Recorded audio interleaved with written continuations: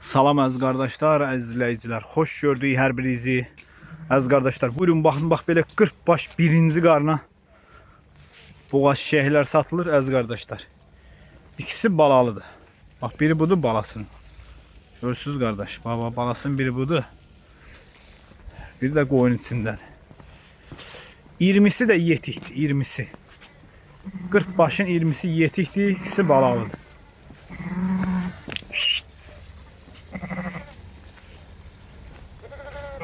Bak, görürsüz balası. Bak balasının biri budur.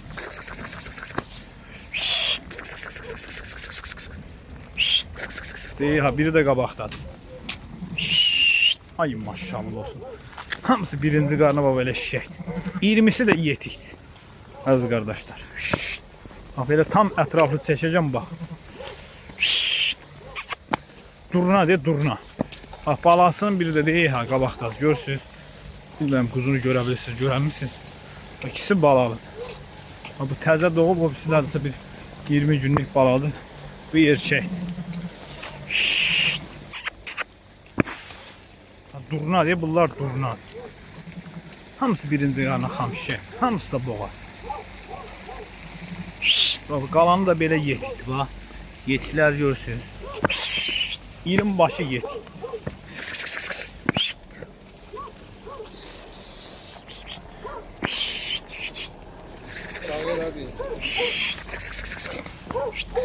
Seha. Eha.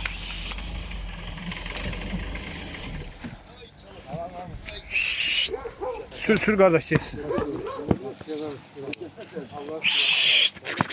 Allah bərəkət versin. Bak çöldən otarıb gətirir kardeş. Mən də çəkin. Maddi edilə gəl qabağıma. Çəkək geçsin. Bak görürsünüz kardeşler. İşte süper heyvan da. Elə belə heyvan deyil. Kim alacaq Allah dönə xeyrin versin. Maşallah olsun heyvana söz yok. Durna de durna. 20'si yeti, ikisi balalı. 40 baş heyvan. Kim istəsə əlaqə saxlasın. Buna bax yetikdir. Qızıl çürək yetikdir. Süper heyvanlar.